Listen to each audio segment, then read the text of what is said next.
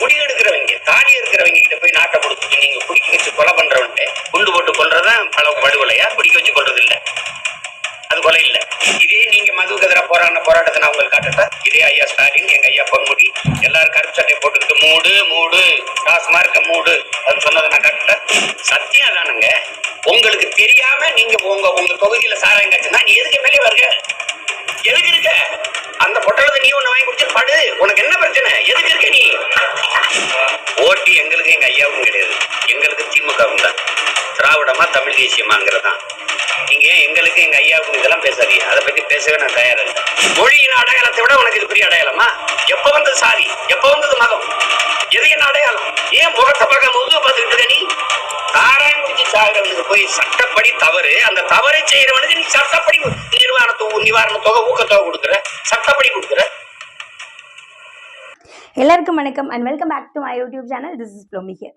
இன்னைக்கு தமிழ்நாட்டில் யூடியூப் ஃபுல்லாகவே ட்ரெண்டிங்கில் இருக்கிற ஒரு மனுஷன் யாருன்னு கேட்டிங்கன்னா நம்ம சீமான் அண்ணா. அவங்க தான் ஏன் இவ்வளவு வெறித்தனமாக தன்னோட கருத்துக்களை வெளிப்படுத்திட்டு இருக்காரு அப்படின்னு கேட்டிங்கன்னா, கள்ளசாராயம், கள்ளக்குறிச்சி, கருணாபுரம், விஷ சாராயம், இந்த விஷயங்கள் தான் லாஸ்ட் ஒரு 1 வீக்காகவே எங்கே பார்த்தாலும் ட்ரெண்டிங்கில் போயிட்டுருக்கு.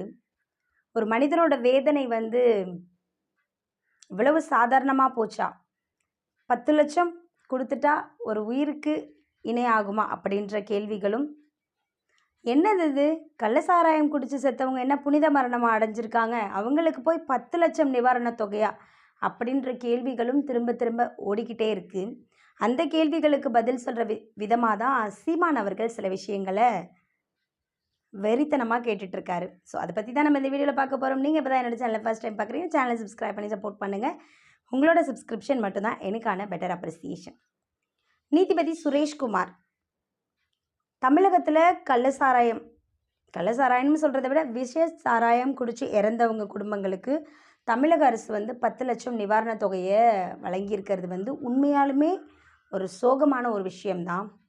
ஏன்னா அவங்க எதுவும் நல்லது பண்ணிட்டு நாட்டை காப்பாற்றிட்டு இறந்து போகலை, எந்த சாதனையும் புரிஞ்சுட்டு அவங்க இறந்து போகலை, கள்ளசாராயம் குடிச்சு இறந்து போயிருக்காங்க. அவங்களுக்கு 10 லட்சம் நிவாரண தொகையை கொடுத்துட்டு தமிழக அரசு ஒரு தவறான முன்னுதாரணத்தை முன்வைக்குது அப்படின்ற ஒரு விஷயத்தை வேதனையோட நீதிபதி அவர்கள் வெளிப்படுத்துகிறாங்க. இன்றைக்கி இந்த மாதிரி ஒரு விஷயத்துக்கு நிவாரணம் வழங்குகிற தமிழக அரசு எப்படிப்பட்ட அரசாக இருக்கும்? முக்கியமாக இளம் வயதை சேர்ந்தவர்கள் கஞ்சா குடிக்கலாம், ஆல்கஹால் கன்சியூம் பண்ணலாம், நிறைய ட்ரக்ஸ் எடுத்துக்கலாம். இதெல்லாம் பண்ணால் என்ன பண்ணிடுவாங்க? கிட்டத்தட்ட ஒருவேளை இதெல்லாம் பண்ணி நம்ம இறந்து போயிட்டோம்னா நம்ம குடும்பத்துக்கு நிவாரண தொகையும் தருவாங்கல்ல. ஸோ இந்த மாதிரியான எண்ணங்களை தான் தமிழக அரசு உருவாக்கிக்கிட்டு இருக்கு அப்படின்ற ஒரு விஷயத்தை வேதனையோட நீதிபதி சுரேஷ்குமார் அவங்க சொல்லியிருக்காங்க. கூடவே சேர்த்து நம்ம சீமான் அண்ணன் என்ன மாதிரியான கேள்வி கேட்டிருக்காரு அப்படின்னா, சீமான் அப்படின்னாலே அனல் பறக்கிற மாதிரி கேள்விகளும் சரியான கேள்விகளும் இருக்கும். அவர் என்ன கேட்டிருக்காருன்னா, கள்ளசாராயத்தால் மரணம் அடைஞ்சவங்க என்ன புனித மரணம் அடைஞ்சிருக்காங்க, அவர்களுக்கு எதற்கு இவ்வளவு நிவாரண தொகை? தமிழகத்திலேயே இதுவரைக்கும் இவ்வளவு நிவாரண தொகை கள்ளசாராயத்தா குடிச்சு இறந்தவங்களுக்கு ஏன் கொடுக்குறீங்க? அப்போது அவர்கள் புனித மரணம் அடைந்தவர்களா அப்படின்ற கேள்வியை சீமான் அவர்கள் முன்வைக்கிறாங்க. கூடவே சேர்த்து விவசாயத்தால் உயிரிழந்து போனாங்க, அவங்களுக்கு எந்த ஹெல்ப்பும் பண்ணலை, அவர்களுக்கான நிவாரண தொகை மிகவும் குறைவாக இருந்தது. 380 மீனவர்களை சுட்டு கொன்னாங்க, அவர்களுக்கான நிவாரண தொகை குறைவாக இருந்தது. வயிற்று பிழைப்புக்காக செம்மரக்கட்டை திருடினதாவே இருக்கட்டும், வயிற்று பிழைப்புக்காக திருட சென்ற செம்மரங்கட்டை கடத்த சென்றவங்களை சுட்டு தள்ளினாங்க, அவர்களுக்கு என்ன நிவாரண தொகை கொடுத்தீங்க? வெளிநாடுகளில் போயிட்டு விளையாட்டு போட்டிகளில் கலந்துக்கிட்டு நிறைய பரிசுகளை வாங்கிட்டு வர தமிழக விளையாட்டு வீரர்களுக்கு, தங்கம் வெண்கலம் வின் பண்ணிட்டு வந்த விளையாட்டு வீரர்களுக்கு ஏன் நீங்கள் இவ்வளவு அளவுக்கு அதிகமான நிவாரண தொகையை வழங்கலை? ஆனால் கள்ளசாராயம் குடிச்சு இறந்தவங்களுக்கு மட்டும் இவ்வளவு நிவாரண தொகையை வழங்குறதுக்கான காரணம் என்ன அப்படின்ற கேள்வியை சீமான் அவர்கள் முன் வச்சுருக்காங்க. என்னதான் இந்த பணம் அவர்களோட குடும்பத்துக்கும் அவங்க குடும்பத்தில் உள்ளவங்களுக்கு உபயோகப்படும்னு நம்ம நினச்சாலும் கூட, மீதி இருக்கிற பேர் என்ன நினைப்பாங்க? மீதி மிச்சம் இருக்கிற கள்ளசாராயத்தையும் எடுத்து நம்ம குடிச்சிட்டு செத்து போயிடுவோம், ஏன்னா நம்மளால் இதுக்கு மேலே சம்பாதிக்க முடியாது, குடும்பத்தில் உள்ளவங்களுக்காவது பணம் கிடைக்கும் அப்படின்ற மாதிரியான ஒரு நோக்கத்துக்கு வந்துருவாங்க இல்லையா? ஸோ இது வந்து கள்ளச்சாராயத்தை என்கரேஜ் பண்ணுற மாதிரி தானே இருக்குது அப்படின்ற ஒரு விஷயத்த வந்து சீமான் கேட்குறாங்க. அது மட்டும் இல்லாமல் எல்லா கட்சியில் உள்ளவங்களும் தன்னோட ஆதங்கத்தை வெளிப்படுத்திட்டு இருக்காங்க. முக்கியமாக இரட்டை இலை கட்சியில் எடப்பாடி பழனிசாமி ஒரு விஷயத்த சொல்லியிருந்தாரு. கள்ளச்சாராயத்தால் இறந்து போன குழந்தைகள், படிப்பை கண்டினியூ பண்ண முடியாத குழந்தைகள் இருப்பாங்க. அவங்களுக்கு வந்து 10 வருஷத்துக்கு 2024லேருந்து 34 வரைக்கும் 2034 வரைக்கும் 10 வருஷத்துக்கு மாதத்திற்கு 5000 உதவித்தொகையாக நாங்கள் கொடுக்குறோம். அந்த உதவித்தொகை அந்த குழந்தைங்களோட எஜுகேஷனுக்கு ஹெல்ப்ஃபுல்லாக இருக்கும் அப்படின்ற ஒரு விஷயத்த சொல்லியிருந்தார். அந்த மாதிரி ஒவ்வொரு கட்சியில் இருக்கவங்களும் இதை அரசியலாக மட்டும் பார்க்காம நம்மளால் முடிஞ்ச உதவியை செய்யலாம். ஆனால் மக்கள் நீதி மையத்தோட தலைவர் கமலஹாசன் பிக் பாஸ் ஷோவை வந்து ஹோஸ்ட் பண்ணுறதுக்கு 170 கோடி சம்பளம் வாங்குறாரு. ஒவ்வொரு படத்துக்குமே அவர் சம்பளமாக வந்து 75 கோடி 80 கோடி இப்படி தான் சம்பளம் வாங்குறாரு. உலக நாயகன் அப்படின்ற ஒரு விஷயம் உலகம் முழுக்க தெரிஞ்ச ஒரு நடிகர். ஏன் இப்போல்லாம் உலரல் நாயகனாக ஆயிட்டாரு அப்படின்ற கேள்விகளை நெட்டிசன்ஸ் வந்து முன் வச்சிட்ருக்காங்க. அவர் என்ன விஷயம் சொல்லியிருக்காருன்னா, உங்களை குடிக்காதீங்கன்னு நாங்கள் யாரும் சொல்ல மாட்டோம், கரெக்டான மெஷர்மெண்ட் எடுத்து குடிங்க. அதாவது இவ்வளோ தான் குடிக்கணும், இவ்வளோ தான் குடிக்கணும், அதில் இவ்வளோ தான் வாட்டர் எடுத்துக்கணும் அப்படின்றத கரெக்டாக கவுண்ட் பண்ணி குடிங்க, கேல்குலேட்டிவாக குடிங்க அப்படின்ற ஒரு விஷயத்த கமலஹாசன் சொல்லியிருக்காரு. கூடவே சேர்த்து தமிழக அரசு தான் எங்கே பார்த்தாலும் வைன் ஷாப் வச்சுருக்காங்களே. தமிழகத்தில் ஒவ்வொரு தெருவுக்கும் ஒரு மெடிக்கல் ஷாப் இருக்கோ இல்லையோ, எக்ஸாக்டாக வைன் ஷாப் இருக்குது. அப்போது நீங்கள் போய்ட்டு வைன் ஷாப்பில் குடிச்சிங்கன்னா அந்த வரியாவது தமிழக அரசுக்கு போய் சேரும் இல்லையா? ஏன் நீங்கள் அந்த மாதிரி பண்ணாமல் கள்ளச்சாராயம் எரிசாராயம்லாம் குடித்து உங்களோட உடம்பை கெடுத்துக்கிறீங்க? இதுக்கு எல்லா தப்புக்குமே காரணம் தமிழக மக்கள் தான். ஆனால் கவர்மெண்ட்டை வந்து எல்லாரும் குறை சொல்கிறாங்க. அதனால் பொறுப்போடு நடந்துக்கங்க அப்படின்ற ஒரு விஷயத்தையும் கமலஹாசன் அவங்க சொல்லியிருக்காங்க. அதாவது இந்த கள்ளச்சாராயம் வாங்கி குடிக்கிறவங்க யாருன்னு கேட்டிங்கன்னா, கூலி தொழிலாளிகள், அளவுக்கு அதிகமான வேலை செஞ்சு முடிச்சுட்டு உடல் வலியை தீர்த்துக்கிறதுக்காக வாங்கி குடிக்கிறவங்க தான். அவங்கக்கிட்ட 60 ரூபா இருக்கிறதும் 50 ரூபா இருக்கிறதும் ஆச்சரியப்படுறதுக்கு இல்லை. ஏன்னா ஒரு நாளைக்கு 500 ரூபா சம்பாதிக்கிறாங்கன்னா வீட்டில் கொடுத்துட்டு ஒரு பீடிக்கோ இல்லை ஒரு கள்ளச்சாராயத்துக்கோ வாங்கிட்டு வருவாங்க. ஸோ அதன் காரணமாக தான் அவங்க குடிக்கிறாங்க. அவங்க எப்படி 150 ரூபா கொடுத்து குவார்ட்டர் வாங்கி குடிக்க முடியும்? ஒருவேளை அவங்க 150 ரூபா கொடுத்து ஒரு நாளைக்கு 2 குவார்ட்டர் வாங்கி குடித்தாங்கன்னா அவங்க வீட்டில் பட்னி தானே அப்படின்ட்டு சீமான் அவர்கள் வந்து கேள்வி கேட்குறாங்க. அதாவது கமலஹாசன் வந்து பார்த்து ரசித்த ஒரு நடிகர் ஏன் இப்போது முட்டாள் மாதிரி பேசுகிறாரு அப்படின்ற மாதிரி கேள்விகளை வந்து சீமான் அண்ணா வந்து முன் வச்சுருக்காங்க.